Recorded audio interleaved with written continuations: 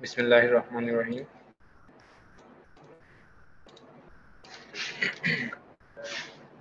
हमारा आज का टॉपिक है discovery of chromosome, its structure and anomalies.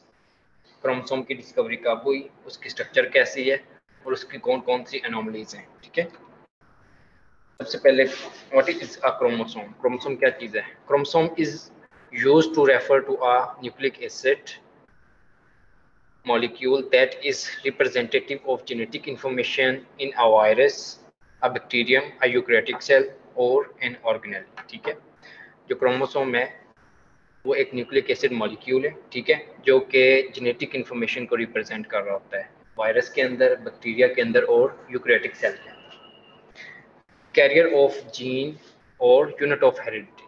ठीक है, ये क्या करता है कि जीन को कैरी करता है, जो कि यूनिट ऑफ हेरिडिटी है। ठीक है, chromosomes are rod shaped filamentous bodies present in the nucleus. Rod shape filamentous bodies होती हैं जो कि किसी जगह पे आपको मिलेंगी न्यूक्लियस के अंदर। Becomes visible during cell division. ये जिस वक्त सेल डिवाइडिंग स्टेट में होता है उस टाइम पे ये जो क्रोमोसोम्स होते हैं विजिबल होते हैं। एक्टिव सेल के अंदर क्रोमोसोम विजिबल नहीं होंगे।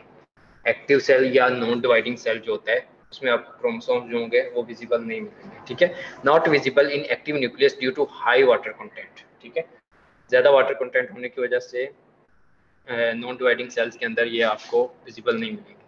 The discovery of chromosome. Chromosome की डिस्कवरी के बारे में बात करते हैं। Chromosomes were first discovered in 1842 by the Swiss botanist Karl William von नेगली।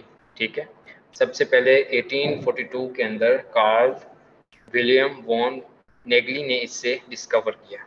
The name chromosome meaning coloured bodies. जो क्रोमोसोम का मतलब है उसका मतलब है कलर्ड।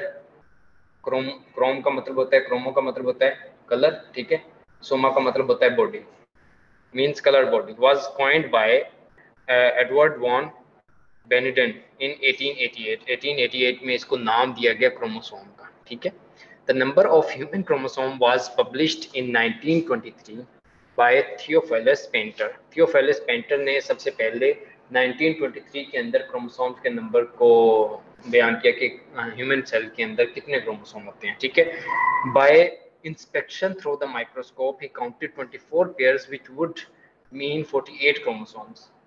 उस टाइम पे उसने जो काउंटिंग की अंडर लाइट माइक्रोस्कोप, ठीक है, उसने काउंट करके उसने ये प्रपोज किया कि 24 पेयर्स होते हैं क्रोमोसोम्स के इन अ ह्यूमन सेल। ठीक है, 24 पेयर्स मीन 48 क्रोमोसोम्स।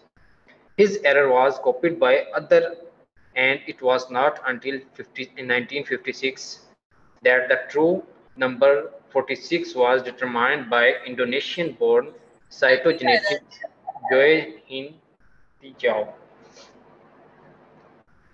ये वाली जो एरर थी दूसरे साइंटिस्ट ने भी कॉपी। ठीक है, उन्होंने भी यही प्रपोज किया कि 48 क्रोमोसोम्स होते हैं या 24 पेयर्स होते हैं।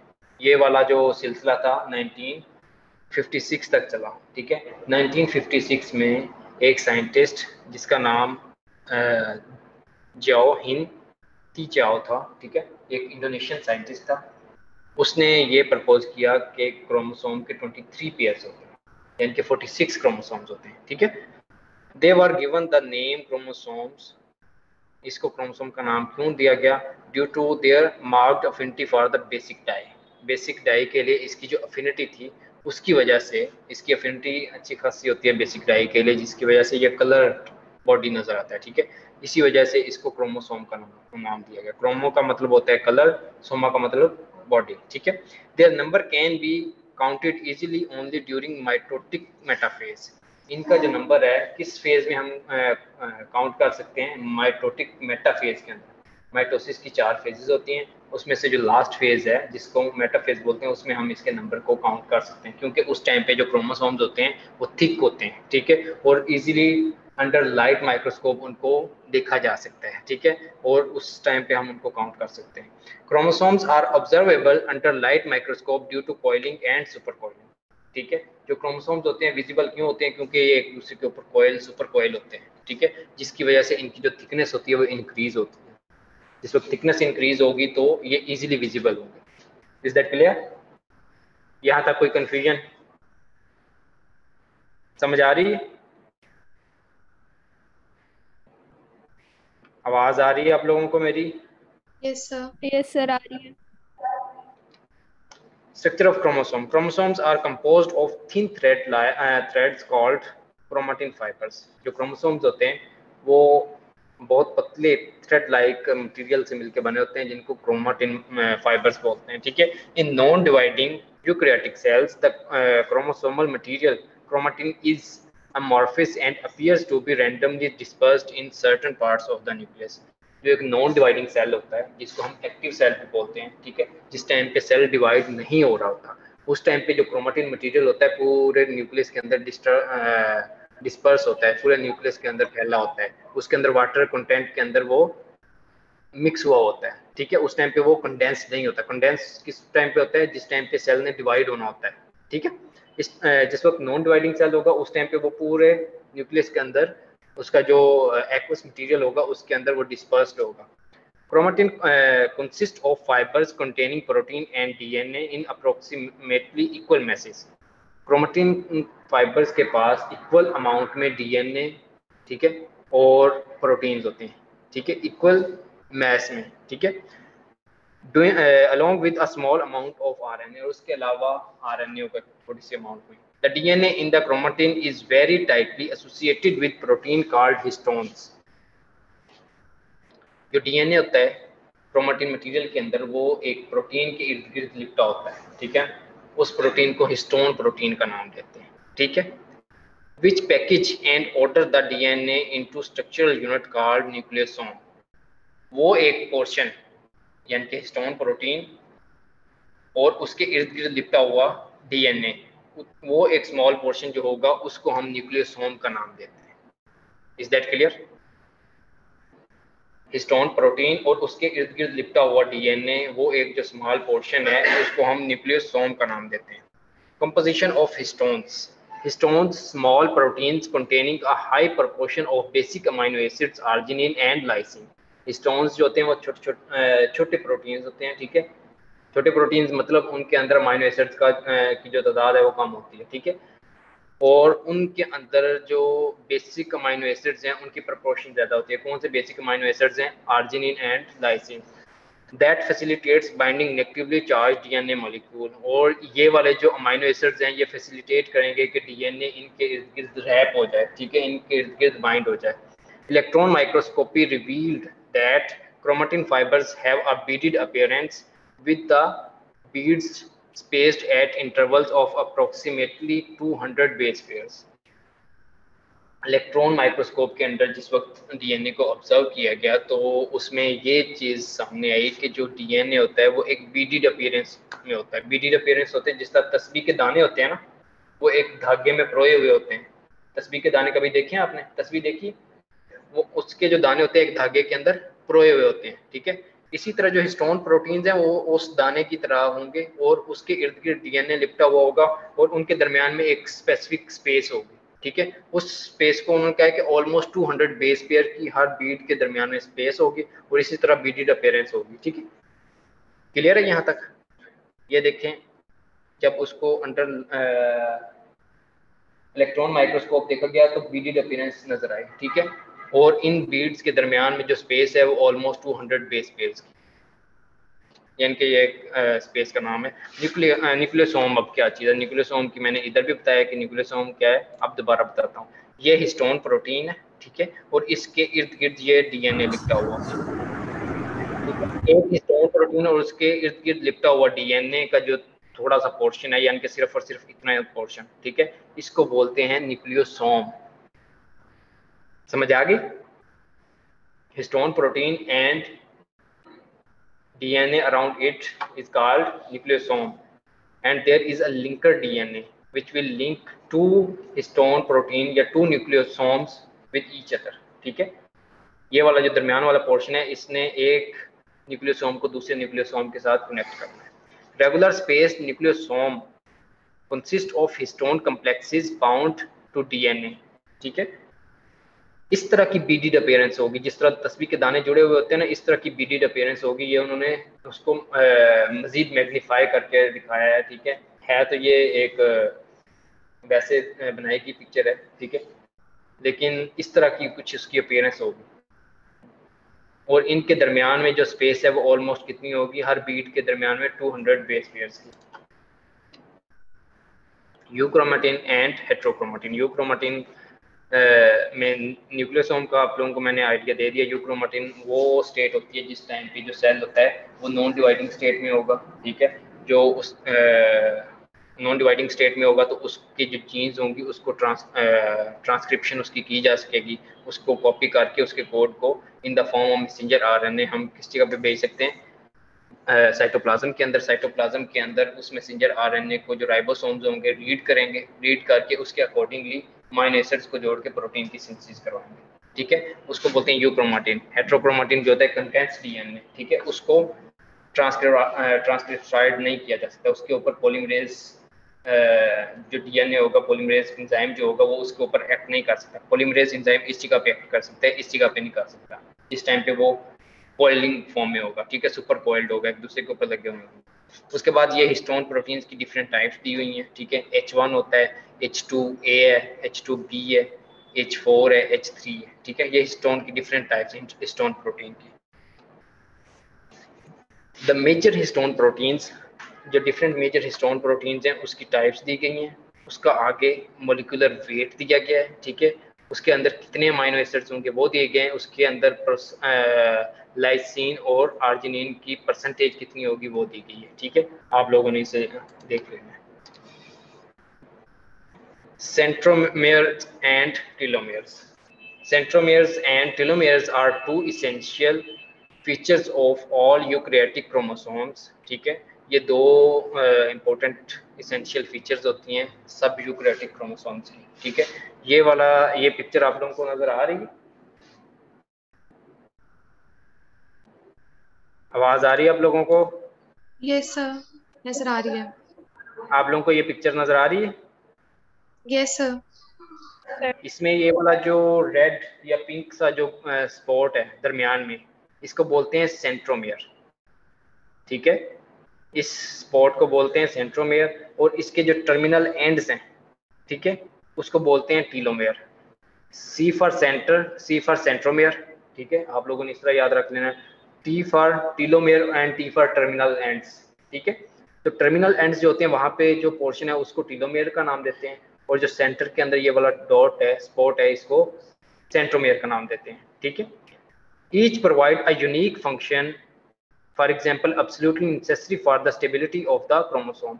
इन दोनों का यूनिक फंक्शन है, ठीक है, ये क्रोमोसोम को स्टेबल रखने के लिए इंपॉर्टेंट है। Centromere are required for the segregation of the chromosome during meiosis and mitosis.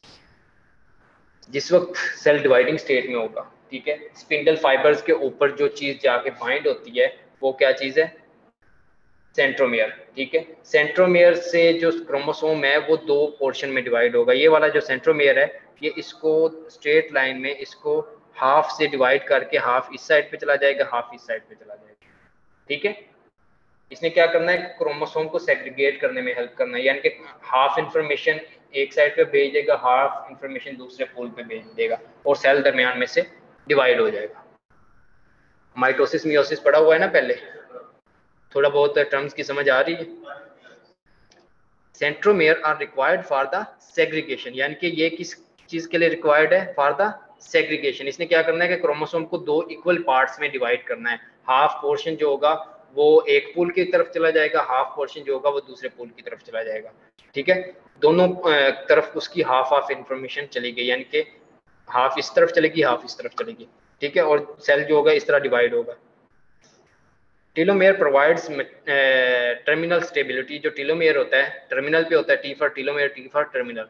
तो इसने क्या करना है कि टर्मिनल्स की स्टेबिलिटी प्रोवाइड करनी है to the chromosome and ensure its survival.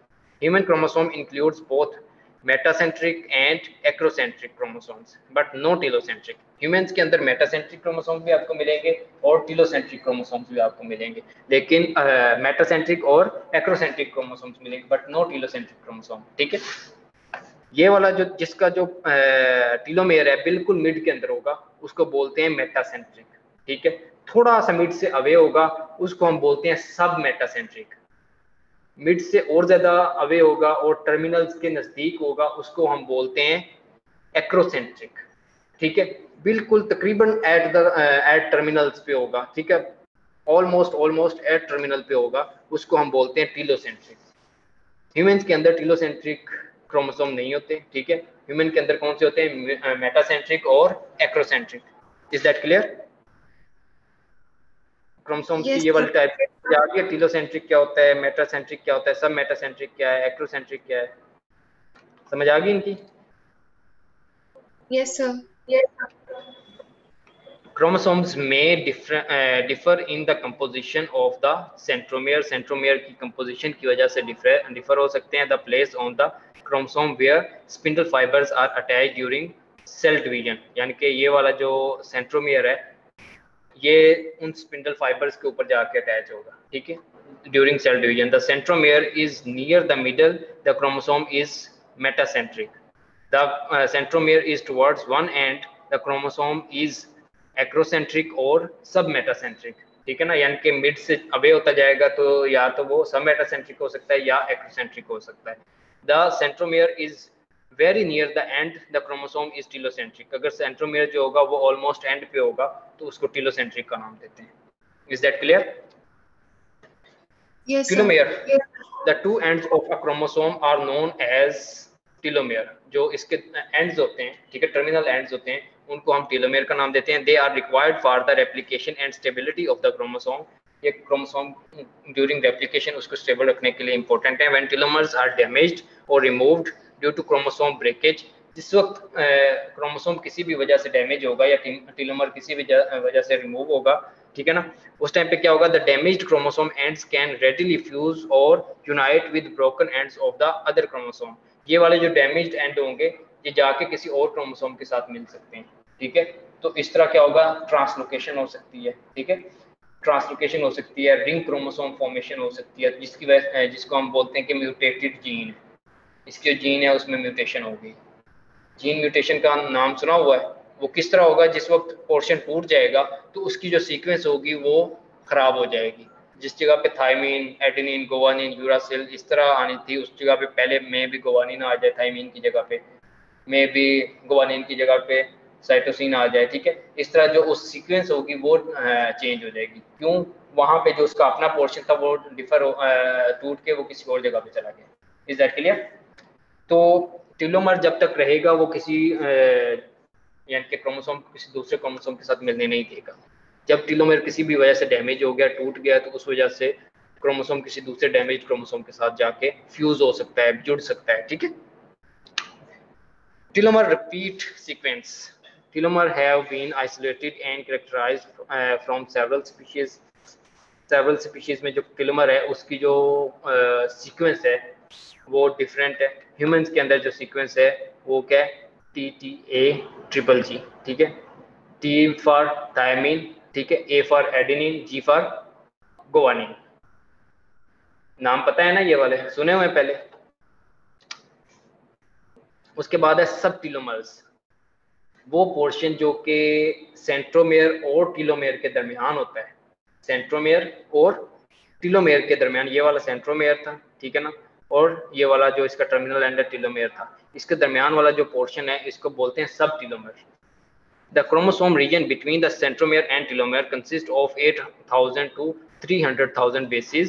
Near telomere the repeats are similar to the telomere sequence. इसमें क्या होगा, टेलोमर के नज़दीक जो रिपीट सीक्वेंस आपको मिलेंगी, ये देखें इस जगह पे क्या है, TTA-GGG, TTA-GGG। इस जगह पे भी आपको क्या मिल रहा है, TTA-GGG, TTA-GGG, यानी कि रिपीट सीक्वेंस आपको मिल सकती है नियर टेलोमर। टेलोमर के नज़दीक आपको रिपीट सीक्वेंसेस मिल सकती हैं। Contain at least 500 protein encoding genes, यानी कि इस पोर्शन के अंदर, सब टेलोमर के अंदर आपको ऑलमोस्ट 500 प्रोटीन्स की जीन्स मिल सकती हैं, ठीक है। उन जीन को जब हम ट्रांसक्रिप्टाइड करेंगे तो उनसे हम 500 प्रोटीन्स प्रिपेयर कर सकते हैं, यानी कि डिफरेंट प्रोटीन्स हो सकते हैं, प्लाज्मा प्रोटीन, ठीक है, कोई एंजाइम हो सकता है, कोई चैनल प्रोटीन हो सकता है, ठीक है, मिल्क हो सकता है, कोई भी चीज़ हो सकती है, ठीक है, हेयर के प्रोटीन हो सकते हैं, नेल के प्रोटीन हो सकते हैं, स्किन के प्रोटीन हो सकते हैं, बहुत सारी किस्म के प्रोटीन्स हैं। तो इस एक पोर्शन में आपको ऑलमोस्ट 500 टाइप्स की प्रोटीन्स की जीन्स मिल सकती हैं। About 50% are multi gene families that include pseudo genes, ठीक है। 50% जो होंगे वो मल्टी जीन होंगे, ठीक है। एक से ज़्यादा एक प्रोटीन के लिए एक से ज़्यादा जीन हो सकती हैं, ठीक है। दैट इंक्लूड सूडो जीन्स, उनको उनके अंदर सूडो जीन्स भी हो सकती हैं। यू क्रोमाटिन, यू का मतलब होता है ट्रू क्रोमाटिन मटेरियल, यानी कि जिसको हम कॉपी कर सकते हैं, जिसकी सीक्वेंस को हम कॉपी करके वहां से प्रोटीन फॉर्मेशन करवा सकते हैं। You chromatin is a highly packed form of chromatin, ठीक है। ये यू क्रोमाटिन जो होता है लाइटली पैक होता है, जो होता है ना नॉन डिवाइडिंग सेल, ये उसमें आपको मिलेगा यू क्रोमाटिन, यानी कि ये लाइटली पैक होगा, ये फुल्ली ट्विस्टेड नहीं होगा, इसके एक दूसरे के ऊपर इसने सुपर कोयल नहीं किया होगा। सुपर कोयल जब किया होता है उस टाइम पे ये कंडेंस फॉर्म में होता है। यू क्रोमाटिन जो होगा वो लाइटली पैक होगा, वो इतने ज्यादा उसने कोयलिंग नहीं की होगी, एक दूसरे के ऊपर वो जुड़ा नहीं होगा, ठीक है। Euchromatin is a lightly packed form of chromatin, DNA, RNA, and protein that is enriched in genes and is often, but not always, under active transcription. ठीक है। यूजली ये होता है कि अंडर एक्टिव ट्रांसक्रिप्शन यहाँ पे चल रही होती है, यहाँ पे जो जीन्स होती हैं उनको ट्रांसक्राइब किया जा रहा होता है, ठीक है। लेकिन हर टाइम पे ट्रांसक्रिप्शन नहीं हो रही होती, ये भी ट्रू है। Euchromatin comprises the most active portion of the genome within the cell nucleus, यानी कि यूक्रोमाटिन जो होता है वो एक्टिव पोर्शन होता है, इस जगह पे जीन की ट्रांसक्रिप्शन चल रही होती है, इस जगह पे जीन को ट्रांसक्राइब करके मैसेंजर आरएनए को प्रिपेयर किया जा रहा होता है। मैसेंजर आरएनए न्यूक्लियस से बाहर साइटोप्लाज्म के अंदर जाएगा, वहां पे राइबोसोम्स जो होंगे उस मैसेंजर आरएनए को ट्रांसलेट करेंगे, ट्रांसलेट करके according to the messenger RNA की जो सीक्वेंस होगी उसको कॉपी करके उसके अकॉर्डिंगली पेप्टाइड फॉर्मेशन कराएंगे, वो पेप्टाइड मिलके आगे प्रोटीन फॉर्मेशन करवाएंगे, और वो प्रोटीन हर एक जीन का जो प्रोटीन होगा वो स्पेसिफिक होगा। Is that clear? समझ आ रही? 92% ऑफ द human genome is euchromatin. Human cells जो होते हैं उनका जो 92% क्रोमाटिन मटेरियल है वो यूक्रोमाटिन की फॉर्म में है, ठीक है, एक्टिव फॉर्म में है। 8% जो होंगे वो डिवाइडिंग फॉर्म में चल रहे होंगे, ठीक है, और जो 92% हैं वो एक्टिव फॉर्म में पड़े होते हैं। हेट्रोक्रोमाटिन, हेट्रोक्रोमाटिन इज अ टाइटली पैक्ड, वो था लाइटली पैक्ड, ये है टाइटली पैक्ड। टाइटली पैक होगा तो उसको ट्रांसक्राइब नहीं किया जा सकता, उस जगह पे जीन को हम ट्रांसक्रिप्शन उसकी नहीं कर सकते, उस जगह पे पॉलीमरेज एंजाइम जो होगा वो एक्ट नहीं करेगा, ठीक है। Heterochromatin is a tightly packed form of DNA which comes in multiple varieties. This region is inaccessible to the polymerases and therefore not transcribed. ये वाला जो tightly packed portion होगा वहाँ पे polymerases जो होंगे, polymerase enzymes जो होंगे वो एक्ट नहीं कर सकेंगे, उस जगह पे ट्रांसक्रिप्शन बबल जो होगा वो नहीं बन सकेगा। ट्रांसक्रिप्शन बबल के बारे में पढ़ा हुआ है, एफएससी के अंदर था, मुझे याद है। चले बाद में ये बात डिस्कस करते हैं। पॉलीमरेज जो एंजाइम्स होते हैं वो उस टाइटली पैक्ड क्रोमाटिन मटेरियल को एक्सेस नहीं कर सकेंगे, जब उसको एक्सेस नहीं कर सकेंगे उस जगह की ट्रांसक्रिप्शन नहीं होगी, जब ट्रांसक्रिप्शन नहीं होगी तो प्रोटीन सिंथेसिस नहीं होगी। ये वाला प्रोसेस उस टाइम पे चल रहा होता है, यानी कि हेट्रोक्रोमाटिन उस टाइम पे होता है उन सेल्स के अंदर जो डिवाइडिंग स्टेट में होते हैं, जो अबाउट टू डिवाइड होने वाले होते हैं, यानी कि आफ्टर सम टाइम, ठीक है, वो डिवाइड होना होता है, तो उस टाइम पे जो क्रोमाटिन मटेरियल होता है वो कंडेंस होना स्टार्ट हो जाता है, ठीक है। Heterochromatin is usually localised to the periphery of the nucleus.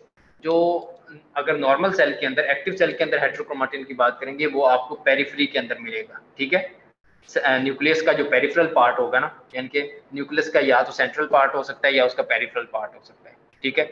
जो हेट्रोक्रोमाटिन है वो पेरिफेरल पोर्शन की तरफ होगा, जो यूक्रोमाटिन है वो सेंट्रल की तरफ होगा, ठीक है, अगर एक्टिव सेल की बात करें। काइनेटोकोर, अब काइनेटोकोर क्या चीज़ है? Within the centromere region most species have several locations where spindle fibres attach, यानी कि जो हमने सेंट्रोमेयर पढ़ा था, जो सेंटर के अंदर वो एक निशान था, ठीक है, उसके अंदर सेवरल लोकेशंस होती हैं जिस जगह पे स्पिंडल फाइबर्स अटैच होते हैं, वो एरिया जिस जगह पे स्पिंडल फाइबर्स आके अटैच होते हैं सेंट्रोमेयर के ऊपर उसको काइनेटोकोर बोलते हैं, यानी कि सेंट्रोमेयर का वो स्पेसिफिक पोर्शन जो के जिस जगह पे स्पिंडल फाइबर्स अटैच होंगे, ठीक है, उस पोर्शन को काइनेटोकोर का नाम देते हैं।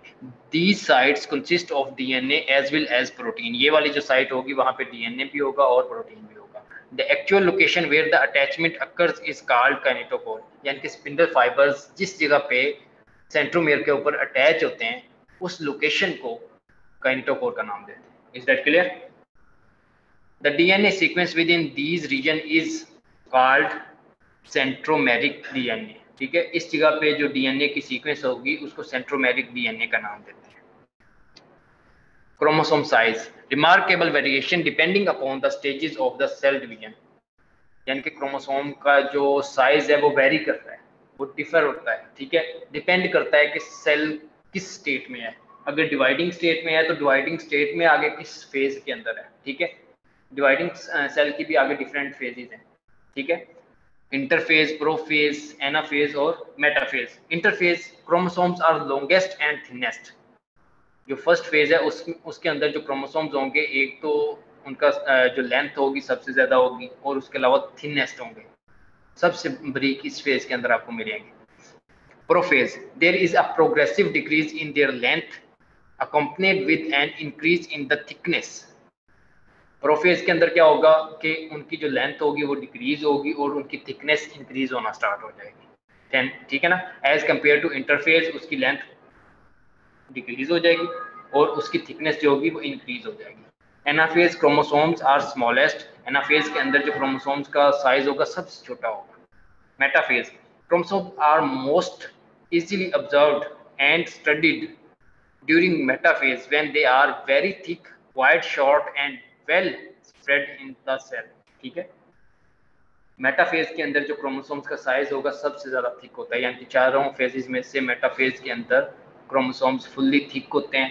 ठीक है, इनका साइज स्मॉल होता है और इजीली अंडर लाइट माइक्रोस्कोप इनको ऑब्जर्व किया जा सकता है। ठीक है, so during this phase chromosomal study is done.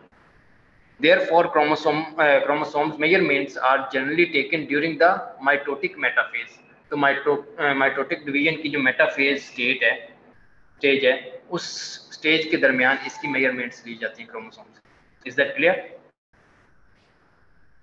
आवाज आ रही है आप लोगों को?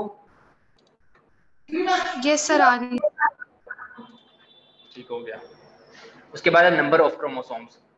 Normally all individuals of same species have the same number of chromosomes। ठीक है, एक स्पीशीज के जितने भी इंडिविजुअल होंगे ऑलमोस्ट नॉर्मली की बात कर रहे हैं, अब नॉर्मल कंडीशन की बात नहीं कर रहे। ठीक है, नॉर्मली उनके अंदर जो क्रोमोसोम के नंबर होंगे सेम होंगे। फॉर एग्जांपल ह्यूमन की बात करें तो नॉर्मल ह्यूमन के अंदर कितने क्रोमोसोम होने चाहिए? 23 पेयर्स और 46 क्रोमोसोम्स। ठीक है, इसी तरह अगर चिंपैंजी की बात करें, चिंपैंजी के अंदर नॉर्मली कितने क्रोमोसोम होने चाहिए? 24 पेयर्स या 48 क्रोमोसोम्स। ठीक है, इस तरह डिफरेंट स्पीशीज के जो सेम स्पीशीज होगी ना, उस सेम स्पीशीज के जो डिफरेंट इंडिविजुअल्स होंगे उनके अंदर क्रोमोसोम का नंबर जो होगा वो ऑलमोस्ट सेम होगा।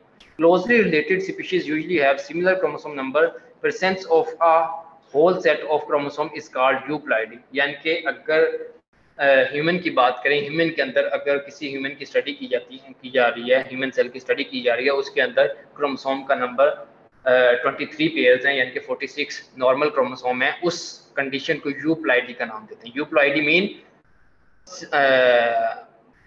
Chromosome number is okay. ठीक है, क्रोमोसोम नंबर क्या है? ठीक है, जितने होने चाहिए, उससे ना कम है ना ज्यादा है। ठीक है, इस कंडीशन को क्या बोलते हैं? यूप्लॉइडी, यानी कि whole set is present in that cell. ठीक है, it includes haploids, diploids, triploids and tetraploids. अच्छा, अब क्या हो सकता है? सेल या तो हैप्लॉइड हो सकता है, यानी कि जितने क्रोमोसोम होने चाहिए उससे हाफ हो सकते हैं। ठीक है, for example normal human cell के अंदर क्रोमोसोम कितने होने चाहिए? 23। अगर उसमें 23 पेयर्स होने चाहिए, यानी कि टोटल 46 क्रोमोसोम्स होने चाहिए। अगर 46 की जगह पे 23 क्रोमोसोम्स हों तो उसको हैप्लॉइड बोलते हैं। डिप्लॉइड मींस जितने होने चाहिए। ठीक है, normal number of chromosome. Triploid means अगर क्रोमोसोम का नंबर इंक्रीज हो गया, एक ज्यादा हो गया, अगर किसी एक पेयर में क्रोमोसोम्स का नंबर जो है, यानी कि 2 क्रोमोसोम होने चाहिए एक पेयर के अंदर, अगर उसके अंदर 3 क्रोमोसोम हो गए तो उसको ट्रिप्लॉइड बोलेंगे। अगर एक पेयर के अंदर 2 क्रोमोसोम होने चाहिए उस जगह पे 4 हो गए तो उसको टेट्राप्लॉइड बोलते हैं। Is that clear? समझ आ गई? यूप्लॉइडी का मतलब है कि whole set is present, normal chromosomes are present. ठीक है, haploid half number, diploid normal number, triploid किसी एक स्पेसिफिक पेयर के अंदर क्रोमोसोम का नंबर इंक्रीज हो गया, एक क्रोमोसोम इंक्रीज हुआ है, ठीक है, 46 की जगह पे 47 क्रोमोसोम हो गए। टेट्राप्लॉइड का मतलब क्या है, किसी एक सेट के ऊपर 2 क्रोमोसोम इंक्रीज हो गए, ठीक है, उसका मतलब क्या है कि क्रोमोसोम 46 से 48 हो गया। Gametes normally contain only one set of chromosomes. This number is called haploid. Usually आपको haploid किस जगह पे मिलेंगे, haploid cells gametes के अंदर। gametes कौन से होते हैं, for example mail sperm, female egg, ठीक है, ये haploid होते हैं, ये gametes इनको हम बोलते हैं, ठीक है। तो gametes के पास आपको haploid नंबर ऑफ क्रोमोसोम मिलेंगे, यानी कि हाफ नंबर ऑफ क्रोमोसोम मिलेंगे। दोनों हाफ जब मिलेंगे तो मिलके 23 पेयर बना देंगे, 23 पेयर बना देंगे, ठीक है ना। पहले कितने थे, तो एक के पास 23 क्रोमोसोम थे, दूसरे के पास 23 थे, दोनों आपस में मिलेंगे तो टोटल नंबर 46 हो जाएंगे, ठीक है। उसके बाद है सोमैटिक सेल्स। नॉर्मल जो हमारी बॉडी के सेल्स हैं उनको सोमैटिक सेल्स बोलते हैं। Usually contain 2 set of chromosome, यानी कि इनके पास 2n क्रोमोसोम्स होते हैं या डिप्लॉइड्स होते हैं, ठीक है। उसके अलावा 3n अगर हो तो उसको ट्रिप्लॉइड बोलते हैं। मैंने 3n आपको बता दिया कि किसी पेयर के ऊपर अगर एक क्रोमोसोम इंक्रीज हो जाए, ठीक है, अगर 2 क्रोमोसोम इंक्रीज हो जाए तो उसको टेट्राप्लॉइड बोलते हैं। The condition in which chromosome set are present in a multiple of n is called polyploidy, ठीक है। अगर वो इससे भी ज्यादा हो जाए तो उसको पॉलीप्लॉइडी बोलते हैं, ठीक है। एनयूप्लॉइडी, हमने यूप्लॉइडी पढ़ा है, यूप्लॉइडी का मतलब है कि नॉर्मल सेट ऑफ क्रोमोसोम, ठीक है। एन यूप्लॉइडी यानी कि abnormal, a for abnormal, a for aneuploidy, ठीक है। When a change in the chromosome number does not involve entire set of chromosome but only a few of chromosome is aneuploidy, ठीक है।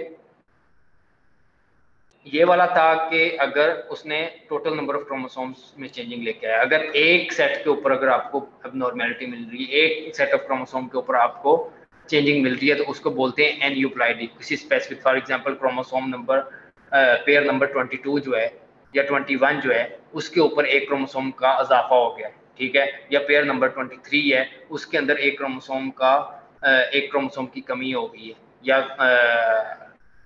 23 के अंदर एक chromosome या 2 क्रोमोसोम का इजाफा हो गया, ठीक है। उसको अगर एक क्रोमोसोम कम हो गया है, ठीक है, यानी कि पेयर में कितने होने चाहिए, नॉर्मली 2 क्रोमोसोम होने चाहिए। अगर वहां पे सिर्फ एक क्रोमोसोम है तो उसको मोनोसोमी बोलेंगे, ठीक है। अगर पेयर में 2 होने चाहिए, अगर उस जगह पे 3 आ गए तो उसको ट्राइसोमी बोलनी चाहिए। अगर पेयर के अंदर नॉर्मली 2 होने चाहिए, ठीक है, अगर कोई क्रोमोसोम नहीं है, वो पेयर ही गायब है, तो उसको निलोसोमिक बोलते हैं, ठीक है, उस जगह पे कोई क्रोमोसोम नहीं है। उसके अलावा क्या है कि अगर पेयर में नॉर्मली 2 होते हैं, अगर उस जगह पे 4 आ जाएं तो उसको टेट्रासोमिक बोलते हैं। इज दैट क्लियर, यानी कि एक एक पेयर की बात हो रही है, या मोनोसोमिक हो सकता है, ट्राइसोमिक हो सकता है, निलोसोमिक हो सकता है, या टेट्रासोमिक हो सकता है। Is that clear. Organisms, number of chromosome, यानी कि डिफरेंट ऑर्गेनिजम्स के अंदर कितने कितने क्रोमोसोम्स हैं। ह्यूमन के अंदर 46 हैं, बाकी के अंदर आप लोगों ने देख लेने हैं, ठीक है। Chromosome number on the extreme round worm shows only 2 chromosome. सबसे कम किसके पास आपको मिलेंगे, एक्सट्रीम पे राउंड वर्म, ठीक है, राउंड वर्म के पास सिर्फ और सिर्फ 2 क्रोमोसोम्स होते हैं। उसके बाद है while the other extreme is represented by protozoa having 300 और मोर क्रोमोसोम्स। दूसरी साइड पे जो एक्सट्रीम है, यानी कि सबसे ज्यादा प्रोटोजोआ के अंदर आपको मिल रहे हैं, उसमें 300 या 300 से भी ज्यादा क्रोमोसोम्स होते हैं। However, most organisms have numbers between 12 to 50. Mostly जो ऑर्गेनिजम्स हैं उनके अंदर जो क्रोमोसोम का नंबर है, यानी कि यूजुअली 12 टू 50 के दरमियान में होते हैं उनके जो क्रोमोसोम्स होते हैं। 3 to 8 in the fungi, fungi के अंदर जो क्रोमोसोम होते हैं 3 से 8 हो सकते हैं। उसके बाद है karyotype. Karyotype a chromosome chart, ये एक चार्ट होता है, displays the chromosome arrange by size and structure. इस चार्ट के ऊपर क्रोमोसोम्स को अकॉर्डिंग टू देयर साइज और स्ट्रक्चर, उसके साइज के लिहाज से और स्ट्रक्चर के लिहाज से डिस्प्ले किया जाता है। Human have 24 chromosome types, human के अंदर 24 तरह के क्रोमोसोम्स होते हैं। Autosomes are numbered 1 to 22 by size. Autosomes के 22 एक से लेके 22 तक होते हैं, उनको हम बोलते हैं ऑटोसोम, यानी कि फर्स्ट 22 पेयर्स को ऑटोसोम बोलते हैं। लास्ट वाला जो पेयर है उसको सेक्स क्रोमोसोम बोलते हैं। सेक्स क्रोमोसोम में एक्स क्रोमोसोम हो सकता है और वाई क्रोमोसोम हो सकता है। Is that clear. ऑटोसोम का पता चल गया, यानी कि फर्स्ट 22 पेयर जो हैं वो ऑटोसोम है, और लास्ट वाला जो पेयर है 23rd पेयर उसको सेक्स क्रोमोसोम का नाम दें। ये कैरियोटाइपी है, ठीक है। कैरियोटाइपी में क्या करते हैं, अकॉर्डिंग टू देयर साइज और स्ट्रक्चर उसको एक चार्ट के ऊपर ड्रॉ करते हैं, ठीक है, समझ आ गई। Karyotypes are useful at several levels, can confirm a clinical diagnosis, इसकी मदद से clinical diagnosis को confirm किया जा सकता है। Addition of whole chromosome, example Down syndrome, अगर एक क्रोमोसोम ऐड हो गया तो उसकी वजह से डाउन सिंड्रोम हो सकता है, यानी कि 21st क्रोमोसोम 21st पेयर जो है उसके अंदर एक अगर क्रोमोसोम ऐड हो जाए, trisomy of the 21st chromosome is called down syndrome, ठीक है ना। Translocation of parts of chromosome, या क्रोमोसोम का जो पार्ट है वो एक जगह से टूटा है, ठीक है, वो जाके किसी और क्रोमोसोम के ऊपर लग गया और उसका पार्ट टूट के इसके ऊपर आके लग गया, इसको बोलते हैं ट्रांसलोकेशन। ट्रांसलोकेशन हो सकती है, उसको हम इसके ऊपर स्टडी कर सकते हैं। Can reveal effect of environmental toxin, example chemicals and radiations. Chemicals और रेडिएशंस जो होती हैं वो क्या करती हैं, म्यूटेशन करवा देती हैं, ठीक है, उसकी वजह से क्रोमोसोम टूट सकता है, ठीक है, अगर टूटेगा तो वो एक दूसरे के साथ ट्रांसलोकेट हो जाएगा, उसकी वजह से डिफरेंट प्रॉब्लम्स हो सकती हैं, मैलिग्नेंसीज हो सकती हैं, ठीक है। कैन क्लैरिफाई एवोल्यूशनरी रिलेशनशिप, यानी कि एवोल्यूशनरी जो रिलेशनशिप्स हैं उनको क्लैरिफाई किया जा सकता है। कैसे किया जा सकता है, the more recent divergence of two species from a common ancestor the more alike their chromosomes, ठीक है, अगर किसी के क्रोमोसोम ऑलमोस्ट सेम सीक्वेंस के हैं, ठीक है, उनका साइज, उनका स्ट्रक्चर, ठीक है, और उनके नंबर ऑलमोस्ट सेम है, तो हम according to that, according to science हम ये कह सकते हैं कि इनका जो एंसेस्टर है, यानी कि इनके अबाव अजदाद कॉमन थे। जिस तरह ह्यूमंस के बारे में कहा जाता है अकॉर्डिंग टू साइंस के ह्यूमंस कहाँ से आए हैं, बंदरों से, ठीक है, बंदर इनके एंसेस्टर्स हैं ह्यूमंस के, ऐसे ही बोला जाता है। Fluorescence in situ, hybridization, cytogenic technique that can distinguish chromosome by painting using DNA hybridization and fluorescent probes during mitosis, ठीक है, माइटोसिस के दरमियान, ठीक है, क्या करते हैं कि प्रोब्स डालते हैं, ठीक है, वो प्रोब्स क्या होते हैं, फ्लोरेसेंट होते हैं, यानी कि ग्लो करते हैं।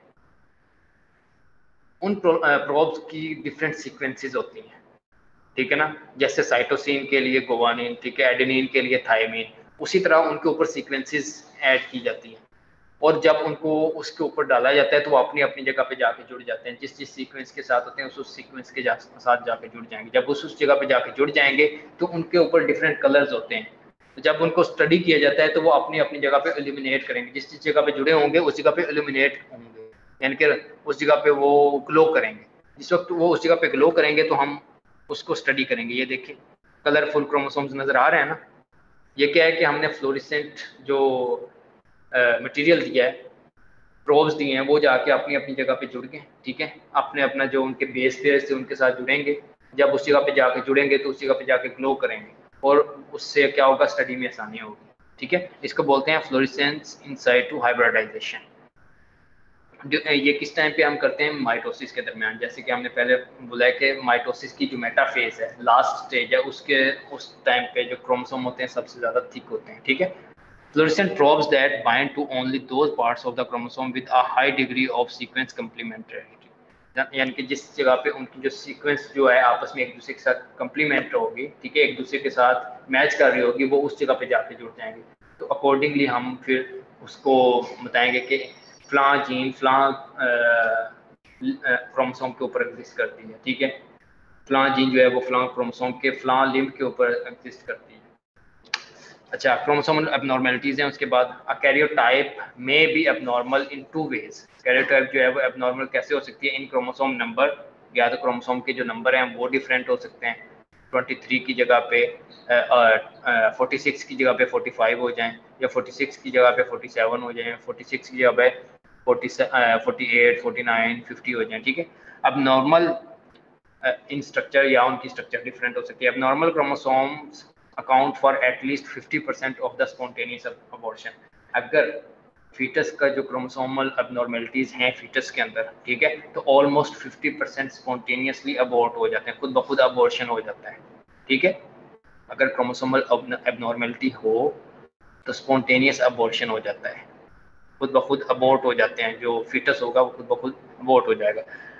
Due to improved technology, more peoples are being diagnosed with chromosomal abnormalities। ठीक है, अभी अगर किसी को कोई इशू है, ठीक है, और वो जाके अपने टेस्ट वगैरह करवा रहा है, ठीक है, जेनेटिक स्टडी करवा रहा है, जेनेटिक स्टडी से अब रिसेंट टेक्निक्स की वजह से अब जो जेनेटिक प्रॉब्लम्स थी वो ज़्यादा डायग्नोस हो रही है। ठीक है, कि इस पेशेंट को ये मसला हो रहा है, जब उसने जेनेटिक स्टडी करवाई तो उससे पता चला कि इसको फलां क्रोमोसोम के ऊपर प्रॉब्लम है, फलां जगह पे इसका इशू आ रहा है। ठीक है, तो स्टडी की इम्प्रूवमेंट की वजह से, टेक्नोलॉजी की इम्प्रूवमेंट की वजह से अब जो जेनेटिक प्रॉब्लम्स हैं वो ज़्यादा स्टडी की जा रही हैं, उनका भी पता चल रहा है कि कौन कौन सी जेनेटिक प्रॉब्लम्स हो सकती हैं। Structural chromosomal aberrations, chromosome structure variations result from chromosome breakage. जो क्रोमोसोम की स्ट्रक्चर के अंदर वेरिएशंस आ सकती हैं वो किस वजह से आ सकती हैं, अगर क्रोमोसोम किसी जगह से ब्रेक हो जाए। Broken chromosome tends to rejoin, जो क्रोमोसोम टूट जाता है वो एक दूसरे के साथ दोबारा जुड़ सकता है, फ्यूज हो सकता है। If there is more than one break, rejoining occurs at random and not necessarily with the correct ends. अगर एक जगह से, यानी कि एक क्रोमोसोम एक जगह से टूटा है, दूसरा क्रोमोसोम भी टूटा है, ठीक है, तो ये है कि दोनों आपस में एक दूसरे के साथ जाके ज्वाइन हो सकते हैं, यानी कि इसका पोर्शन उसके साथ जाके ज्वाइन हो सकता है, या इसका उसके साथ जाके ज्वाइन हो सकता है, या सेम क्रोमोसोम का जो पोर्शन है वो उल्टा, यानी कि नॉर्मली जो है वो एंड टू एंड जिस तरह ज्वाइन था वो किसी उल्टी पोजीशन में जाके उस जगह पे ज्वाइन हो जाए। ठीक है, जिस जगह पे उसकी जो बेस पेयर जो उसकी सीक्वेंस आ रही थी, for example G G double T triple G आ रही थी, ठीक है, उसी जगह पे अगर वो उल्टा आके लग गया है तो जो सीक्वेंस है वो चेंज हो जाएगी। मे भी पहले डबल जी आ रहा था, डबल टी आ रहा था, उस जगह पे डबल ए आ जाए या डबल टी आ जाए। ठीक है, यानी कि वो सीक्वेंस डिफर हो जाएगी, वो अपनी ही जगह पे आके लगा है लेकिन उल्टा लग गया। ठीक है, the result is structural change in the chromosome, जब वो अपनी जगह पे यानी कि रिवर्स इन्वर्स होके लगेगा या किसी और जगह किसी और क्रोमोसोम के जगह पे जाकर लगेगा, तो उसकी वजह से जो क्रोमोसोम की स्ट्रक्चर होगी उसके अंदर डिफरेंस आ जाएगा, स्ट्रक्चर जो होगी वो बिगड़ जाएगी। ठीक है, फॉर एग्जांपल अगर किसी का बाजू जो है वो अलहदा करके उसके सीने के ऊपर लगा दिया जाए, ठीक है, उसकी चेस्ट के ऊपर लगा दिया जाए, तो एबनॉर्मलिटी देखने में पता चल जाएगा ना कि ये एबनॉर्मल है या नॉर्मल नहीं है। इसी तरह जब वो क्रोमोसोम का कोई पोर्शन अलहदा होकर किसी और जगह पे जाके लगेगा तो उससे हम क्या करेंगे, देखने से हमको पता चलेगा कि ये क्रोमोसोम जो है वो एबनॉर्मल लुकिंग नहीं है। ठीक है, उसके बाद chromosome breakage is occurred cause by x rays, x rays की वजह से हो सकती है, रेडिएशन की वजह से, ठीक है, वेरियस केमिकल्स की वजह से हो सकती है, and can also occur spontaneously, और स्पॉन्टेनियसली खुद ब खुद भी हो सकती है। There are 4 common types of structural aberrations, 4 तरह की स्ट्रक्चरल एबनॉर्मेलिटीज हो सकती हैं। डिलीशन और डेफिशिएंसी, ठीक है, स्पेसिफिक पोर्शन की या तो डिलीट होके निकल गया, ठीक है, या डेफिशिएंसी हो सकती है।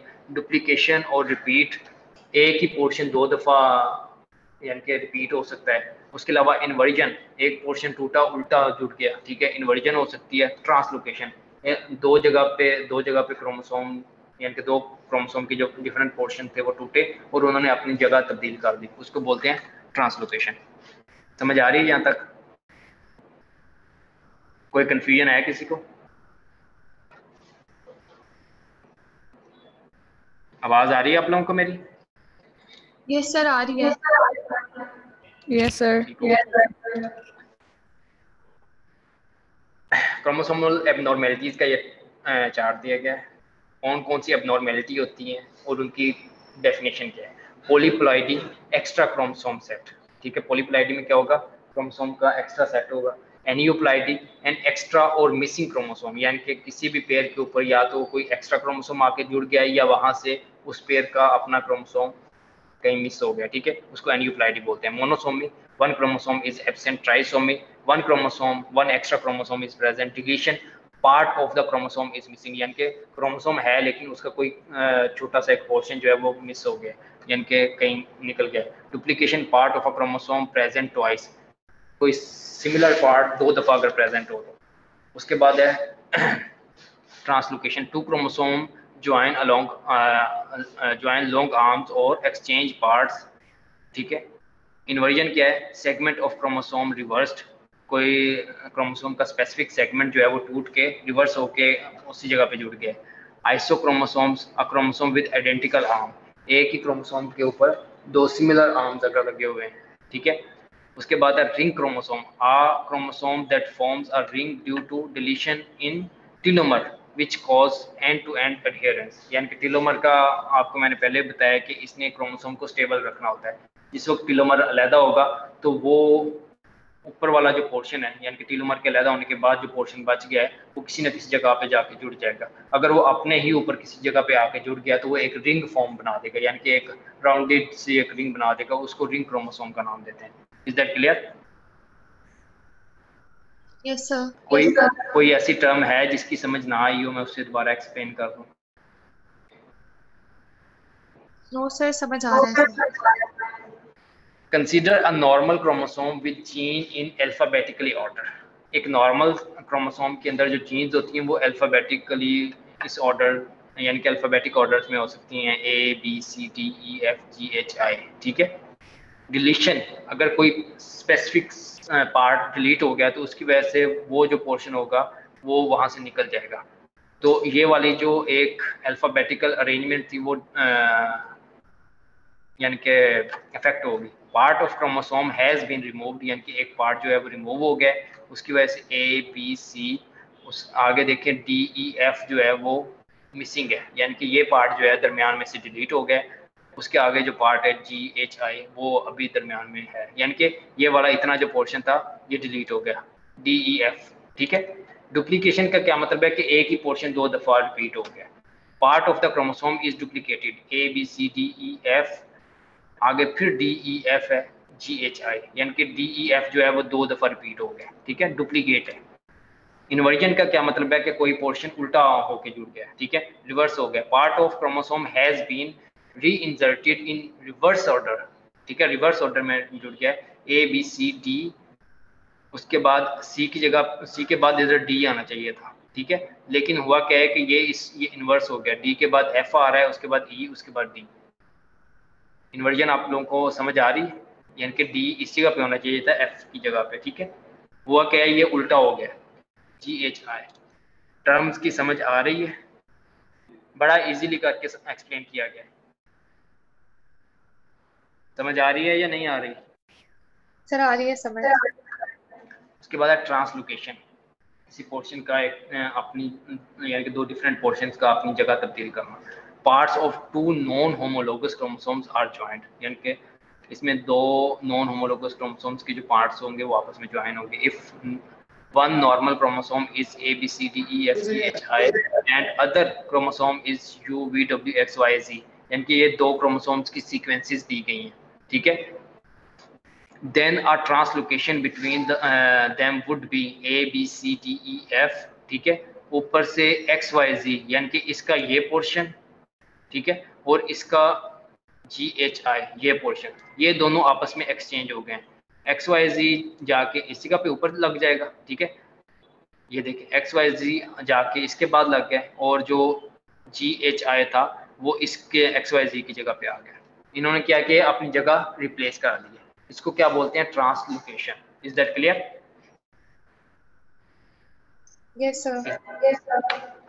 Deletion in human chromosome deletions are usually lethal even as heterozygote, resulting in zygotic loss, stillbirth और infant death। अगर डिलीशन हो ह्यूमन क्रोमोसोम्स के अंदर उसकी वजह से क्या हो सकता है, जाइगोटिक लॉस हो सकता है, यानी कि जो जाइगोट बना था, एम्ब्रियो बना था, ठीक है, वो स्पॉन्टेनियसली अबॉर्ट हो सकता है, खुद ब खुद उसका अबॉर्शन हो जाएगा, ठीक है। उसके अलावा स्टिल बर्थ यानी कि डेड फीटस पैदा होगा, ठीक है, और इन्फेंट डेथ यानी कि या उसकी फर्स्ट मंथ के अंदर अंदर उसकी डेथ हो जाएगी। ये किस वजह से हो सकता है, अगर कोई क्रोमोसोमल डिलीशन प्रेजेंट हो। Is that clear? Yes sir. Myelocytic leukemia, human disorder that is associated with a chromosomal abnormality is chronic myelocytic leukemia, ठीक है। ह्यूमंस के अंदर ये एक एग्जांपल दी हुई है कि क्रोमोसोमल एबनॉर्मेलिटी की वजह से क्रोनिक माइलोसाइटिक ल्यूकीमिया CML, ठीक है, ब्लड कैंसर की एक टाइप है जिसको क्रोनिक माइलोसाइटिक ल्यूकीमिया कहते हैं, ये हो सकता है क्रोमोसोमल एबनॉर्मेलिटी की वजह से। A deletion of chromosome 22 was described by P.C. Nowell and Hungerford and was called Philadelphia chromosome after the city in which the discovery was made. ठीक है, ये दो साइंटिस्ट थे जिन्होंने डिस्कवर किया कि क्रोमोसोम नंबर 22 का एक जो स्पेसिफिक पोर्शन था वो डिलीट हुआ, ठीक है, और उसकी वजह से ये वाला क्रोनिक माइलोसाइटिक ल्यूकीमिया हो रहा है। तो उन्होंने इस क्रोमोसोम को जिस पे से पोर्शन डिलीट हुआ था उसको फिलेडेल्फिया क्रोमोसोम का नाम दिया, फिलेडेल्फिया क्रोमोसोम। ये उन्होंने इसको नाम दिया उस सिटी के हवाले से जिस सिटी के अंदर उन्होंने इस क्रोमोसोम को डिस्कवर किया था। Is that clear? Yes sir. उसके बाद Down syndrome, the best known as most common chromosome related syndrome, formerly known as Mongolism. Down syndrome results in the extra chromosome is number 21, यानी कि 21st pair जो होगा उसमें एक extra chromosome होगा, 21st chromosome की ट्राइसोमी है 21st pair की, ठीक है। Patient having Down syndrome will short in stature, यानी कि उसकी जो हाइट होगी वो छोटी होगी, almost 4 feet, and broad short skull, उसका जो हेड है वो शॉर्ट होगा, थोड़ा सा चौड़ा होगा, ठीक है। उसके अलावा क्या है, वाइल्ड नोस्ट्रल्स भी उसके बड़े जंगली किस्म के, थोड़े यानी कि वाइट किस्म के होंगे, राउंडेड से, ठीक है। लार्ज टंग, उसकी जो टंग का साइज होगा बड़ा होगा। स्टबी हैंड्स, छोटे छोटे उसके हाथ होंगे। Some babies may have short neck, small hands and short fingers, ठीक है। They are characterised as low in mentality, mentally retarded होंगे, ठीक है। ये उनकी एक टिपिकल करेक्टरिस्टिक है कि मेंटली रिटार्डिंग होंगे और उनकी एक स्पेसिफिक मंगोलिज्म फेस होगा उनका, उनको देखते ही दूर से बंदा पहचान लेता है कि ये डाउन सिंड्रोम के पेशेंट है। Turner syndrome, chromosome nomenclature 45X, यानी कि इसमें सेक्स क्रोमोसोम वाला जो पेयर है उसमें से एक क्रोमोसोम जो होगा वो एब्सेंट होगा, ठीक है। 45 क्रोमोसोम्स होंगे। क्रोमोसोम फार्मूला 2n-1, यानी कि इसमें 45 क्रोमोसोम होंगे, एक क्रोमोसोम इसमें मिसिंग हो। क्लिनिकल सिंड्रोम जो होगा उसको टर्नर सिंड्रोम बोलते हैं, ठीक है। Estimated frequency birth 1 in 2500 females, यानी कि 2500 फीमेल्स में से कोई एक जो होगी वो टर्नर सिंड्रोम के साथ पैदा हो सकती है, ठीक है। इसके जो चांसेस हैं, मेन फिनोटाइप करेक्टरिस्टिक फीमेल, यानी कि उसकी जो अपीयरेंस होगी फीमेल्स की तरह की होगी, विद रिटार्डेड सेक्सुअल डेवलपमेंट, उसकी जो सेक्सुअल करेक्टरिस्टिक्स होंगी वो प्रॉपरली डेवलप नहीं होंगी। उसकी secondary sexual characteristics for example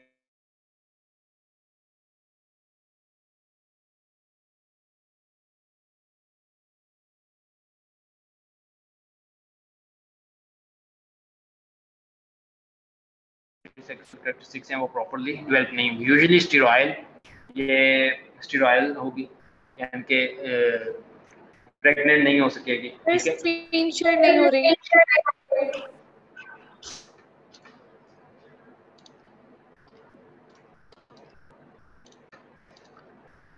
उसके बाद है शॉर्ट स्ट्रेचर, इसकी हाइट कम होगी। Webbing of the skin in the neck region, neck के ऊपर इसकी जो स्किन होगी वो उस पर फोल्ड बनेगा, ठीक है। स्किन का फोल्ड बनेगा नॉर्मली। इसके अलावा क्या है, कार्डियोवास्कुलर एबनॉर्मेलिटीज और हियरिंग इम्पेयरमेंट्स हो सकती हैं। कार्डियोवास्कुलर प्रॉब्लम हो सकती है इसको, उसके अलावा हियरिंग इम्पेयरमेंट्स हो सकती हैं, ठीक है। एट्स क्रेनियल नर्व की प्रॉब्लम हो सकती है। टर्नर सिंड्रोम की समझ आ गई। उसके बाद है Klinefelter syndrome. Chromosome nomenclature 47, XXY 48, XXXY 48, XXY 49, tetra X 1Y, ठीक है। उसके अलावा 55X 1Y, ठीक है। यानी कि ये वाले कुछ एबनॉर्मेलिटीज उसमें आ सकती हैं, या तो कोई एक क्रोमोसोम एक्स्ट्रा हो सकता है, 2 क्रोमोसोम एक्स्ट्रा हो सकते हैं, ठीक है, 3 क्रोमोसोम एक्स्ट्रा हो सकते हैं, 4, 5 तक एक्स्ट्रा हो सकते हैं, ठीक है। क्लाइनफेल्टर सिंड्रोम के अंदर क्योंकि इसके अंदर Y आ रहा है, Y किसमें होता है, मेल्स के अंदर, तो इसकी अपीयरेंस क्या होगी, मेल, ठीक है। क्रोमोसोम क्लिनिकल सिंड्रोम में क्या होगा, क्लाइनफेल्टर सिंड्रोम होगा। Estimated frequency birth 1 in 500 male birth, ठीक है। 500 मेल्स में से कोई एक क्लाइनफेल्टर सिंड्रोम के साथ पैदा होने के चांसेस होते हैं। Main phenotypic characteristic pitched voice, इसकी हाई पिच्ड वॉइस होगी, ठीक है। फीमेल की तरह थोड़ी इसकी वॉइस होगी। मेल सब फर्टाइल, इसका यानी कि फर्टिलिटी होगी लेकिन कम होगी as compare to normal males, ठीक है। विद स्मॉल टेस्टिस, इसके टेस्टिस का साइज जो होगा वो स्मॉल होगा। डेवलप्ड ब्रेस्ट, इसकी जो ब्रेस्ट होगी वो बड़ी होगी, डेवलप होगी, ठीक है। फेमिनिन लॉन्ग लिम्स, और इसके जो लिम्स होंगे लॉन्ग होंगे, यानी कि ये टॉल हाइटेड होगा। यहाँ तक किसी को कोई कंफ्यूजन है तो वो पूछ ले, मैं दोबारा एक्सप्लेन